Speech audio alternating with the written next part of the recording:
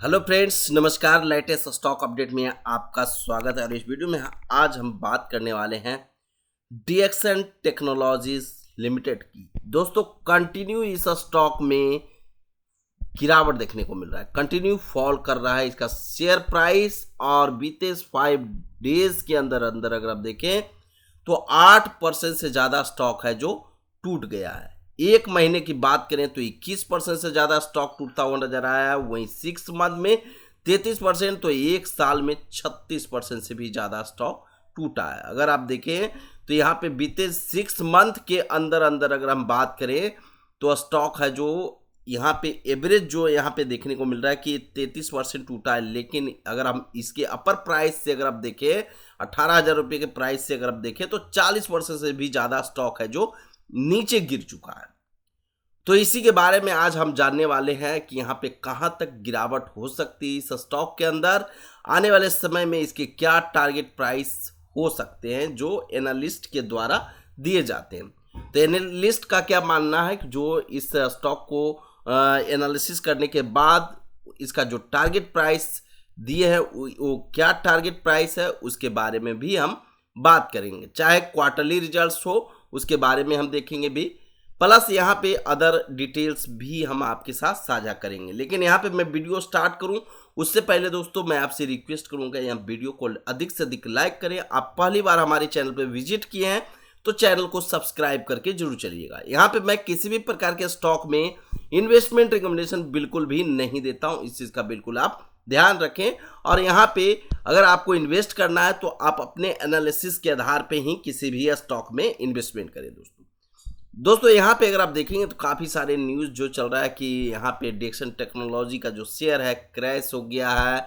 यहाँ पे rising chip cost है, यहाँ पे आपको देखने को मिल रहा है कि यहाँ पे जो गिरावट देखने को मिल रहा है इनके चिप कॉस्ट है जो बढ़ता हुआ नजर आता है। रेगुलेटरी हर्डल्स यहाँ पे आपको देखने को मिल रहा है जिसकी वजह से इनके शेयर प्राइस डाउन हो रहे हैं। मेन रूप से राइजिंग मेमोरी चिप प्राइस अगर आप देखें तो उसकी वजह से यहाँ पे इसकी शेयर प्राइस नीचे गिर रहा है, क्योंकि यहाँ पे कॉस्ट का इम्पैक्ट पड़ेगा। अंडर प्रेशर यहाँ पे देखने को मिल रहा है डीएक्सन टेक्नोलॉजी लिमिटेड। तो काफ़ी सारी चीज़ें हैं जो जानना है यहाँ पे इस स्टॉक के अबाउट। और आपको पता है बेसिकली डीएक्सन टेक्नोलॉजी करती क्या है। अगर आप देखें तो यहाँ पे मोबाइल मैन्युफैक्चरिंग की बात करें, सीसीटीवी कैमरास की बात करें, या एलईडी बल्ब्स की बात करें, या स्मार्टफोन्स की बात करें, टेलीविज़न की बात करें, वॉशिंग मशीन्स की बात करें, इन सारी एक तरह से कह सकते हैं कि इलेक्ट्रॉनिक्स गैजेट्स हैं, इसका मैन्युफैक्चरिंग करती हुई नजर आती है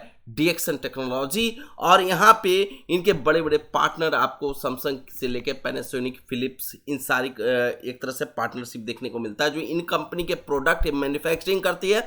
और ये कंपनी बस अपना नाम का ठप्पा लगा के मार्केट में इसको सेल करती है। दोस्तों, तो ये सब सारी चीज़ें तो आप समझ गए होंगे कि ये इलेक्ट्रॉनिक्स से रिलेटेड एक कंपनी है, काम करती हुई नजर आती है। इलेक्ट्रॉनिक मैन्युफैक्चरिंग कंपनी है जो यहाँ पे आने वाले समय में एक तरह से अगर आप देखें तो इनका एक तरह से पॉजिटिव आउटलुक हम कह सकते हैं इस कंपनी का।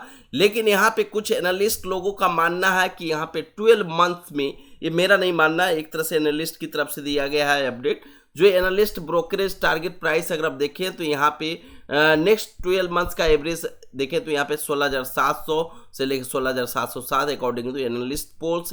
यहाँ पे अलग अलग हायर ब्रोकरेज टारगेट भी दिया गया है जो 23,000, शेर खान की तरफ से 18,800, जेपी मॉर्गन की तरफ से 19,500 का देखने को मिल रहा है। यहाँ पे नुवामा या मोतीलाल ओसवाल की तरफ से भी अपडेट आपको देखने को मिल रहा है। लेकिन यहाँ पे आपको डिस्क्लेमर भी जरूर ध्यान रखना है कि यहाँ पे दिया गया है जो these are analyst estimates and not guaranteed future price. यहाँ पे इस चीज़ का बिल्कुल आप ध्यान रखिएगा। और यहाँ पे ये अपने एनालिस्ट है जो इनका एक तरह से ये अपने रिसर्च के आधार पे ये डिटेल्स है जो आपके साथ साझा करते हैं, ना कि इनके पास कोई गारंटी होता है। इस चीज़ का बिल्कुल आप ध्यान रखें। आपको मैंने अपना डिस्क्लेमर यहाँ पे बता ही दिया हूँ कि यहाँ पे मैं किसी भी प्रकार के स्टॉक में इन्वेस्टमेंट रिकमेंडेशन बिल्कुल भी नहीं देता हूँ। इस चीज़ का बिल्कुल आप ध्यान रखें। अब चलते हैं, बात करते हैं डीएक्सन टेक्नोलॉजी की, जो यहाँ पे शेयर प्राइस में कंटिन्यू गिरावट देखने को मिल रहा है। इसका मेन वजह एक तरह से देखें तो इनका दूसरा वजह अगर हम बात करें चिप कॉस्ट का, तो आपने देख ही लिया कि यहाँ पे चीप जो महंगा हुआ उसकी वजह से यहाँ पे इनके प्राइस पे प्रेशर देखने को मिल रहा है। एक वजह यहाँ पे स्टॉक की पी है जो 100 प्लस पे पी पे ट्रेड कर रहा था, ऑलमोस्ट 100 के पी के प्लस पे चला गया था, लेकिन यहाँ पे अब पी है जो एक लेवल पे आता हुआ नजर आ रहा है।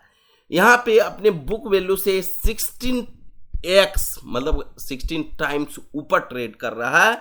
और यहाँ पे इतनी अच्छी खासी एक तरह से अगर आप देखें तो यहाँ पे काफ़ी हाई प्राइस पे स्टॉक पहुंच चुका है ऑलरेडी, तो उसको थोड़ा सा गिरावट, अगर बहुत अच्छा कोई स्टॉक रिटर्न दिया है तो उसमें थोड़ा सा गिरावट तो देखने को मिलेगा ही मिलेगा दोस्तों यहाँ इसके साथ साथ अगर आप देखें प्रमोटर होल्डिंग की भी बात करें तो थोड़ा सा नज़र अगर आप डालें इन्वेस्टर पे, तो इन्वेस्टर में यहाँ पे प्रमोटर हैं जो अपनी हिस्सेदारी भी कम करते हुए नजर आए हैं। मार्च 2025 से लेके सितंबर 2025 तक अगर आप देखें तो इनका जो हिस्सेदारी काफ़ी कम हुआ है। इसके साथ साथ FIS भी अपनी हिस्सेदारी कम किया है, वहीं DIS है जो अपनी हिस्सेदारी कंटिन्यू इंक्रीज करते हुए नजर आए हैं। इसके साथ साथ अगर हम बात करें इनकी क्वार्टरली रिजल्ट्स काफ़ी अच्छे नज़र आए हैं। जो आप पिछले क्वार्टर की अगर हम बात करें तो यहाँ पे बहुत अच्छा यहाँ पे प्रॉफिट ग्रोथ देखने को मिला है। सितंबर क्वार्टर में अगर आप देखें नज़र डालें तो यहाँ पे 412 करोड़ से सीधा यहाँ पे नेट प्रॉफिट 746 करोड़ का होता हुआ नजर आया। वहीं सेल्स 11,534 करोड़ से बढ़ के 14,855 करोड़ का होता हुआ नजर आया। मार्जिन बरकरार रखी हुई कंपनी नजर आई, 4% का मार्जिन। आपको पता है कि ये इनकी मार्जिन इतनी कम कैसे है? बेसिकली अगर आप देखें तो इनके जो एक तरह से मैन्युफैक्चरिंग जो कॉस्ट बनता है इनका, जो अपने पार्टनर के साथ जो इनकी अगर सैमसंग की बात कर लें या फिलिप्स की बात कर लें या जो भी और कोई कंपनी इसका यहाँ पे मैन्युफैक्चरिंग कर रही है, उन कंपनियों की बात करें तो उन कंपनियों के बीच और इनके बीच एक पार्टनरशिप होती है जिसमें यहाँ पे ये अपना कॉस्ट बताते हैं कि कितने, एक तरह से अगर आप देखें तो यहाँ पे पैनासोनिक की बात कर लें, किसी की अगर आप देखें तो जो मैन्युफैक्चरिंग करती है पूरा कॉस्ट बताती है और कॉस्ट के अकॉर्डिंग जो इनकी थोड़ी सी मार्जिन जो बचता है बीच वाला वही रखती है। एक तरह से अगर आप देखें जो कंपनी कॉस्ट देती है कि मुझे एक तरह से अगर मान लिया जाए कोई फ़ोन है, सपोज दैट मैन्युफैक्चरिंग 5,000 में वो कर रही है, 5K में मैन्युफैक्चरिंग कर रही है सपोज दैट, ठीक है, कोई फ़ोन, तो यहाँ पे एक तरह से ये 5,000 में मैन्युफैक्चरिंग 5,000 में अगर आप से उसका कह देंगे सेल कर रही है, सॉरी ये कंपनी मान ले जाए कोई नोकिया काम ले लेते हैं, सपोज दैट नोकिया का फ़ोन है और 5,000 में वो सेल कर रही है, तो यहाँ पे 5,000 में वो सेल कर रही है तो ये अपना फिर बीच में प्रॉफिट कमाएगी, जो कंपनी नोकिया है वो कमाएगी प्रॉफिट, और ये इनको देगी मैन्युफैक्चरिंग करने के लिए। मान लीजिए 3K का दी मैन्युफैक्चरिंग करने के लिए, ठीक है, तो ये मैन्युफैक्चरिंग करके दे देगी 2700 में ही या 2600 में ही। तो इनके बीच का जो ये बीच वाला थोड़ा सा 200-300 रुपये का जो मार्जिन हुआ वो मार्जिन ये कंपनी लेके कमाती, मतलब बीच में एक तरह से मैन्युफैक्चरर के रूप में काम करती है।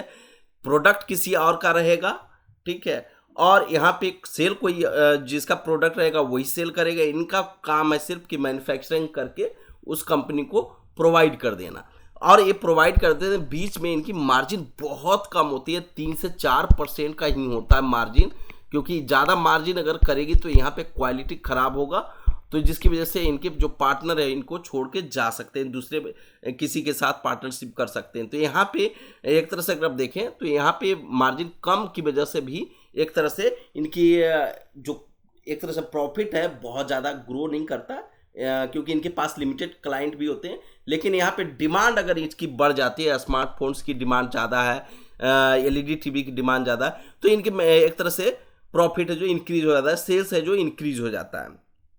तो यहाँ पे जो जितना डिमांड मार्केट में रहता है उसी के अकॉर्डिंग इनका एक तरह से मैन्युफैक्चरिंग पे असर पड़ता है दोस्तों यहाँ पे फ्यूचर प्लान्स भी अपने एक तरह से फैसिलिटीज़ है, जो मैन्युफैक्चरिंग फैसिलिटीज़ है उसको एक्सपेंस करने का है, इंक्रीज करने का है, तो उसका पे भी काम कर रही है कंपनी। इनका प्लांट अगर आप देखें तो नोएडा, देहरादून, लुधियाना, आंध्र प्रदेश के अंदर आपको देखने को मिलता है। 23 मैन्युफैक्चरिंग फैसिलिटीज़ है जो DXN टेक्नोलॉजी का आपका देखने को मिलता है दोस्तों अभी तक आपने वीडियो को लाइक नहीं किया तो वीडियो को लाइक कर दें और चैनल को सब्सक्राइब करके जरूर चलिएगा, और फिर से मिलेंगे नेक्स्ट वीडियो में। लेकिन यहाँ पे मैं किसी भी प्रकार के स्टॉक में इन्वेस्टमेंट रिकमेंडेशन नहीं देता हूँ, इस चीज़ का बिल्कुल आप ध्यान रखें दोस्तों।